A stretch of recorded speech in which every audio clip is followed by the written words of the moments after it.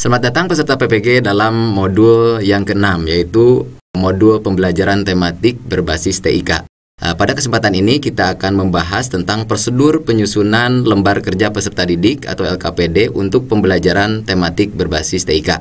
Sebagaimana kita ketahui bersama bahwa untuk pembelajaran di sekolah dasar dikemas secara tematik terpadu. Dengan adanya Permendikbud nomor 37 tahun 2018, maka pembelajaran berbasis TIK itu diintegrasikan dalam pembelajaran tematik terpadu, sehingga TIK berperan atau berfungsi sebagai pendukung atau penunjang pembelajaran. Dalam hal LKPD dikembangkan oleh guru untuk memfasilitasi peserta didik melakukan aktivitas selama pembelajaran berlangsung, sehingga LKPD tidak bersifat menilai, tetapi bersifat memandu, membimbing, dan memfasilitasi peserta didik melakukan aktivitas selama pembelajaran tematik terpadu dilaksanakan. LKPD terdiri dari beberapa jenis. Yang pertama adalah LKPD eksploratif. Ini sesuai untuk bidang ilmu, diantaranya yang melakukan aktivitas eksplorasi seperti matematika dan ilmu pengetahuan sosial. Kemudian ada LKPD eksperimental yang kental dengan fasilitasi siswa terhadap percobaan atau eksperimen yang dilakukan seperti layaknya pada bidang ilmu sains atau ilmu pengetahuan alam.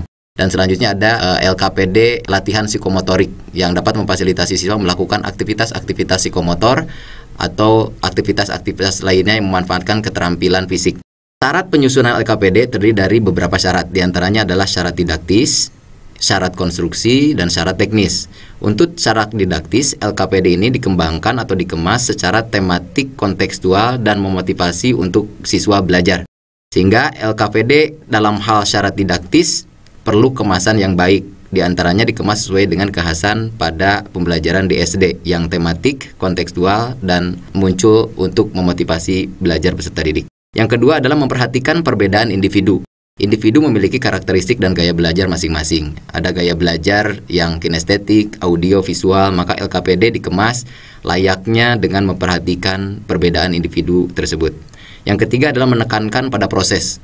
Karena aktivitasnya tidak berorientasi hasil, maka LKPD dikemas melalui langkah-langkah pembelajaran yang dipandu oleh LKPD tersebut, sehingga siswa dapat melaksanakan langkah demi langkah pembelajaran yang terdapat dalam LKPD.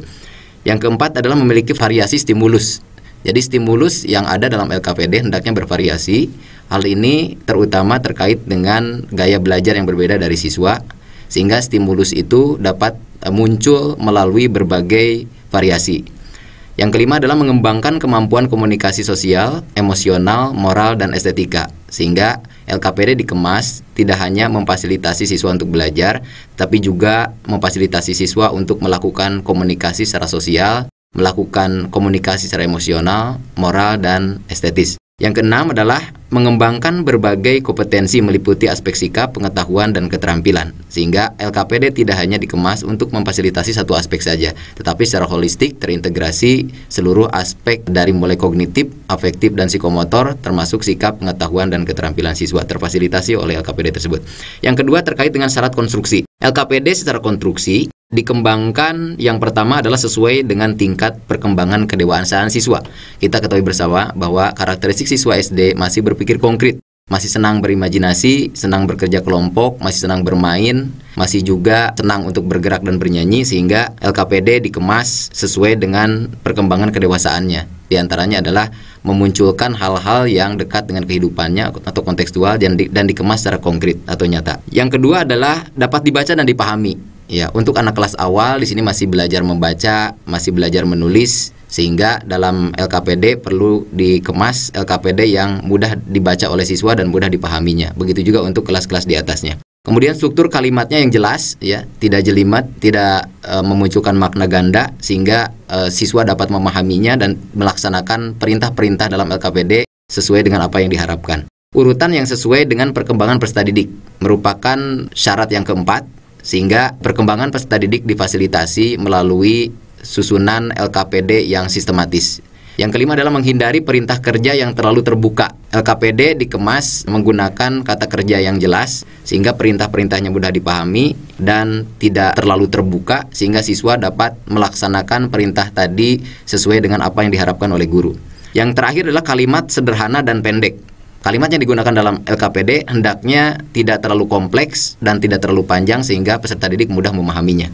Banyak menggunakan ilustrasi, itu merupakan syarat yang ketujuh dari konstruksi LKPD. apalagi untuk siswa jenjang SD yang masih berpikir konkret, sehingga adanya ilustrasi-ilustrasi akan sangat membantu untuk siswa memahami setiap perintah yang ada di dalam LKPD tersebut. Tujuan yang jelas merupakan syarat konstruksi yang ke-8, sehingga setiap LKPD memiliki tujuan, dan biasanya tujuan tersebut dituliskan dalam LKPD sehingga setiap siswa memahami bahwa mereka akan mencapai sesuatu yang diharapkan dalam pembelajaran. Dan yang terakhir adalah identitas untuk memudahkan proses administrasi. Setiap LKPD memiliki identitas terkait dengan judul dan sebagainya yang akan kita jelaskan pada syarat teknis yang selanjutnya. Yang terpenting adalah bahwa LKPD dikemas sesuai dengan identitas yang ada, sehingga untuk proses administrasi mudah diadministrasikan. Yang terakhir adalah syarat teknis. Dalam penyusunan LKPD terdapat beberapa syarat teknis yang harus diperhatikan. Yang pertama adalah huruf cetak yang tebal dapat dibaca dengan mudah, sehingga LKPD dibuat menggunakan huruf cetak yang jelas, tebal, sehingga memudahkan siswa untuk membacanya. Teks dan gambar disajikan secara tematik berisi pesan yang jelas, sehingga teks apapun itu bentuknya, baik merupakan gambar maupun tulisan, itu disajikan secara tematik, memiliki makna dan erat dengan kehidupan siswa, sehingga terasa lebih kontekstual dan pesan dapat dengan mudah dipahami oleh siswa. Membedakan kolom perintah dan hasil kerja peserta didik. Pada LKPD terdapat perintah-perintah kerja, termasuk perintah-perintah untuk siswa menuliskannya di dalam kolom hasil kerja, sehingga perlu ada pembeda antara kolom perintah dengan kolom hasil kerja. Dan yang terakhir adalah kombinasi tulisan, gambar, diam, dan bergerak merupakan kombinasi-kombinasi yang proporsinya seimbang, sehingga kombinasi ini dapat memudahkan siswa untuk memahami perintah kerja dan hal-hal yang harus dilakukan selama pelaksanaan pembelajaran. Untuk anak kelas awal, kombinasi gambar akan lebih banyak dibanding tulisan, apalagi gambar yang sifatnya bergerak. Untuk kelas awal termasuk kelas 1, gambar bergerak akan lebih banyak daripada gambar diam. Begitu juga lebih banyak dari tulisan. Semakin tinggi jenjang kelas, maka gambar bergerak semakin berkurang proporsinya, gambar diam semakin bertambah, sedikit demi sedikit dikurangi, dan pada jenjang yang lebih tinggi maka tulisan akan lebih banyak dibanding gambar diam dan bergerak. Berikut ini adalah prosedur penyusunan LKPD supaya guru dapat terpandu ketika mengembangkan atau menyusun LKPD pembelajaran tematik berbasis TIK. Dikarenakan LKPD ini terhitung LKPD yang jenisnya baru dibanding LKPD sebelumnya. Yang pertama adalah guru harus menganalisis tema dan subtema yang relevan, dikarenakan LKPD yang dikembangkan merupakan LKPD tematik, sehingga stimulus yang diangkat adalah stimulus yang relevan dengan tema atau subtema yang ada dalam pembelajaran di SD. Yang kedua adalah analisis KD dan materi pembelajaran. Setiap KD memiliki tujuan pembelajaran. Dengan demikian, tujuan pembelajaran itu tidak selalu selamanya semuanya diwakili oleh satu LKPD. Ada kalanya beberapa tujuan tidak perlu dikembangkan LKPD-nya, sehingga LKPD dikembangkan berdasarkan tujuan yang setelah dianalisis ternyata tujuan tersebut perlu dicapai oleh siswa melalui fasilitasi LKPD. Sehingga analisis kompetensi dasar merupakan langkah kedua yang penting untuk dilakukan oleh guru. Yang selanjutnya, setelah analisis kompetensi dasar ini, guru akan melakukan analisis materi pembelajaran. Analisis materi pembelajaran untuk melihat apakah materi ini termasuk ke dalam dimensi pengetahuan faktual, konseptual, prosedural, ataupun pengetahuan metakognitif. Guru dapat mengembangkan LKPD sesuai dengan dimensi pengetahuan yang tadi disebutkan, baik faktual, konseptual, prosedural, atau metakognitif. Dengan demikian, LKPD akan relevan dengan struktur atau dimensi pengetahuan yang tadi disampaikan. Yang ketiga adalah analisis kebutuhan LKPD. LKPD perlu dianalisis kebutuhannya, sehingga setiap tujuan tidak selalu diperlukan LKPD untuk memfasilitasi siswa untuk belajar. Nah, LKPD setelah dianalisis, maka guru bisa menetapkan kira-kira LKPD apa yang akan dikembangkan. Mau LKPD eksploratif, eksperimental, atau LKPD latihan psikomotorik. Yang terpenting adalah LKPD dikemas secara tematik dan berbasis TIK.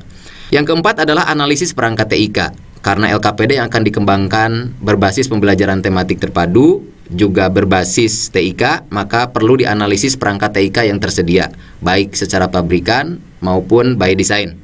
Sehingga by utilization ataupun by design dari perangkat TIK yang ada itu bisa dimanfaatkan untuk mendukung aktivitas belajar siswa terkait dengan pelaksanaan setiap langkah kerja di dalam LKPD.